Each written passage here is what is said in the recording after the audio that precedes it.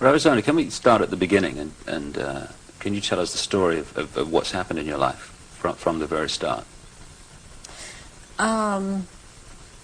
Okay, what I can tell you is that before I started looking into my life, back in 1989, I was starting to have flashes of things, and my life was not what it seemed to be, which is why I started looking into it. The Aryans, and the purity of the blood, and what it's all about is that the blood and the menstrual blood contains something that is important for the propagation of this race that is controlling things on this planet.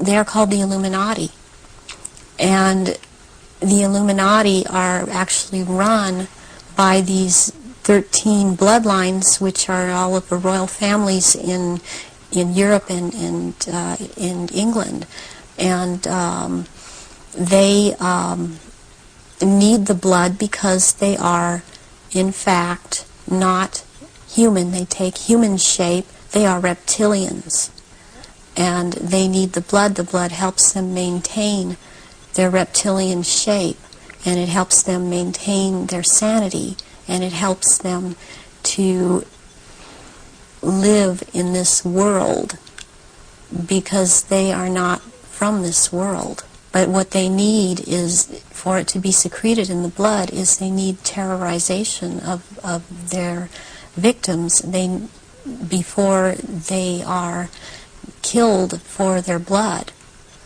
And they have to terrorize them to get this to come out in the blood and be secreted in the blood. They are killed at that moment as they are staring into their eyes, and not only do they can't hold their shape when this happens. The human shape. The human shape they cannot hold. They go back into reptilian shape as this is happening, because it's like an animalistic type of excitement. Oftentimes they will just rip into the victim and eviscerate them and start eating the flesh of this person too, and the fat from the intestinal area is highly valued, as they use it on their skin. And they drink the blood, and the blood is highly sought after, and it goes according also to rank within these creatures. Why it's increased since the ages? So there are changes going on in the earth. It seems they're not able to hold their shape like they once were able to, and people see them shapeshift more and more, and they need the blood to try and maintain it, to try and maintain their human form.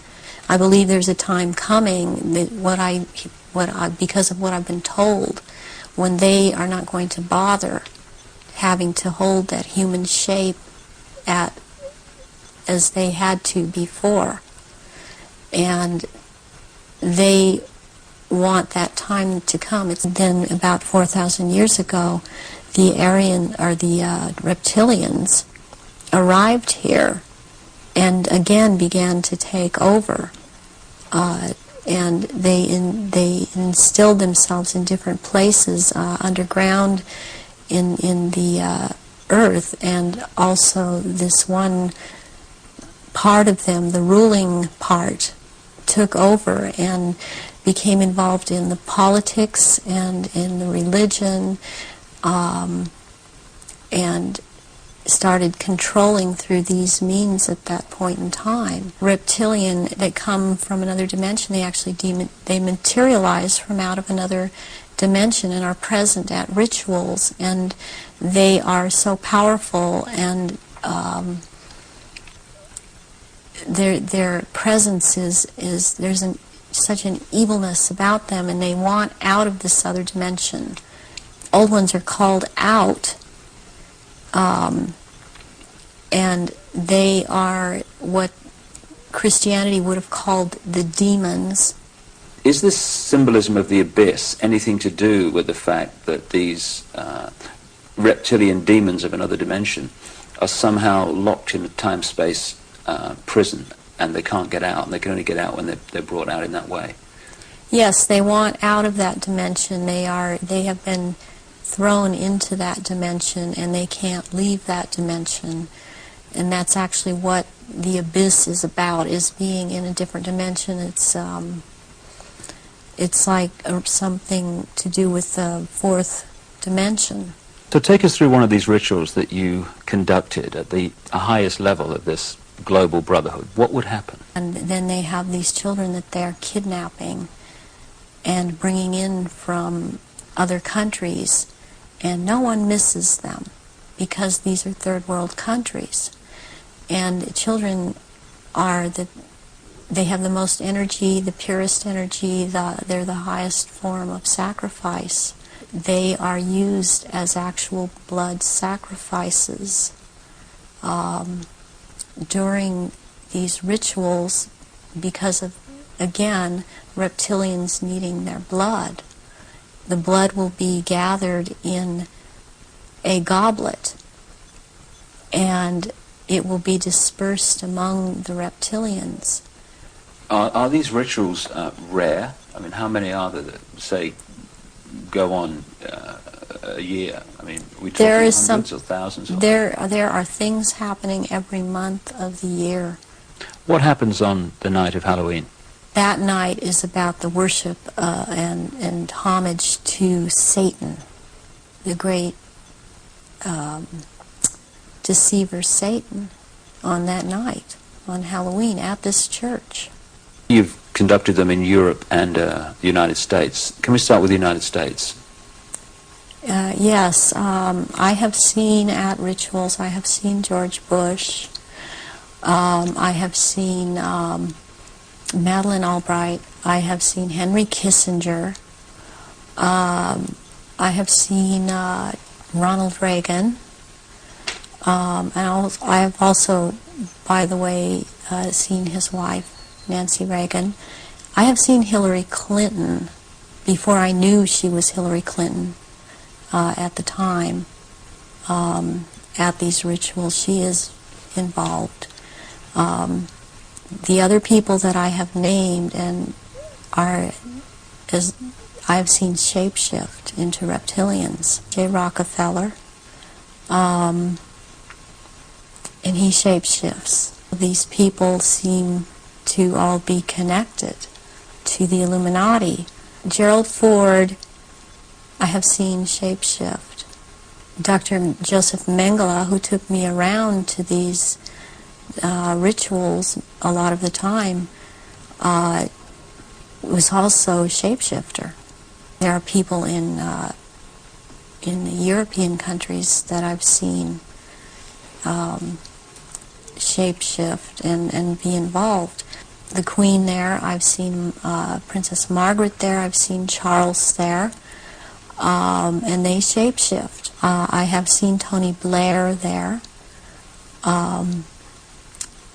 and he shapeshifts. They all have their quirks as to how they act, even in their reptilian form. Someone who's been talking about around this subject, and it seems to be popular right now. Who's that? This man by the last name of Sitchin. I've seen at rituals, and he is a shapeshifter. What do you remember about Zachariah Sitchin? Zachariah Sitchin was someone in the rituals attending the rituals who was not a major player in as far as the rituals went, but was someone that others present did not make remarks at, or were very careful as to what they said around him. And he was talking about, he would be talking about doing away with people persons that were in his way, or were putting out information that he didn't feel that he wanted put out. He is very much a disinformer, and that is his job, to disinform about what is going on with the Illuminati and with the reptilians. He actually warned me off from investigating the reptilians, interestingly. There are eggs. It's like a nest of eggs kept down in that part where it's warm. It's very warm down there into this entrance. And these eggs are kept down there incubating. And they are the reptiles' eggs. What have you seen the royal family do, the Queen Mother, and the other people you've seen in the rituals? What have you seen them do? I've seen all of them drink human blood and consume human flesh, and they have their own goblets in which they have blood, and these goblets are encrusted with jewels, and they also have their own daggers, and that the dagger goes into the goblet. Wear these robes, but they don't wear anything underneath the robes, because what is going to happen, what the rituals are all about, they're going to shapeshift, and they can't have anything on under the robes. And there are orgy kind of things that go on at the rituals also. And involving the royal family of Britain? Yes, involving the royal family of Britain, and the sacrifice and the eating of, consuming the sacrifice, and they are involved in that. And you've seen them do that? Yes, I have seen them do that.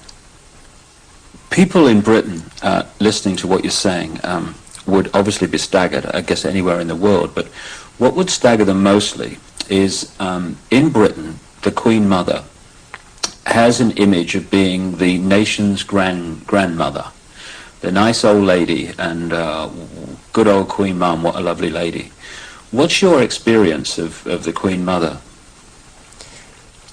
She is very cold in reality, and she is very cruel. She obviously, from what I see, enjoys consuming human flesh.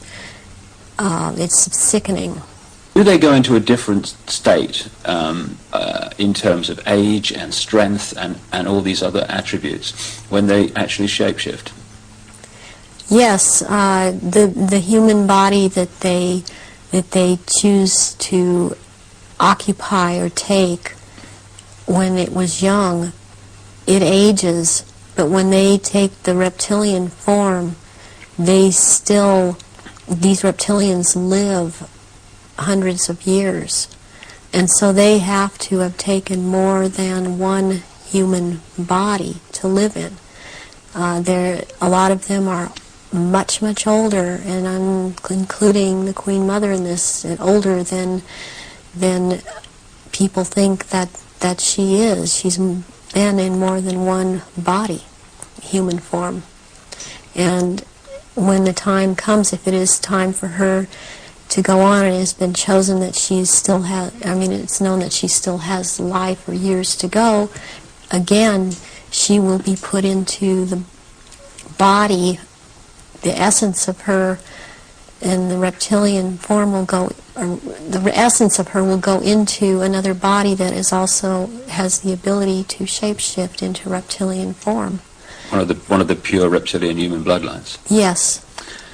What happens when, take the Queen Mother as an example, what happens when they shapeshift? I mean, what do you see?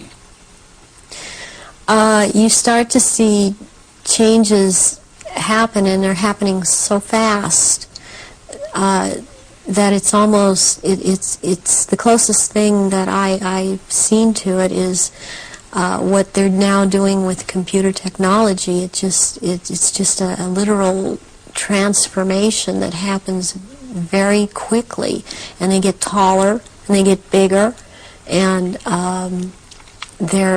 they don't look at all as reptilians like they do as humans. And thus the wearing of the robes, because if they were in clothes, the clothes would be torn apart. So let's take the Queen Mother on this subject as an example. We recognize her as a frail old lady. What does she look like when she shapeshifts at these rituals? She has, she looks like, the nose portion gets very much longer, and it grows into kind of a snout kind of thing. She has little fangs, and incisors as teeth, and there's a tongue. They all seem to have this kind of tongue when they're at this level. The tongue has a lot of long, hairy or pointed projections coming out of it. It's very long. And they have these, they don't have hands or feet, they have these claws. And they have scales, and also scales that seem to kind of disappear into one another, but it's more pronounced on the back. There seem to be lumps or protrusions coming from the head. There seem to be some kind of growth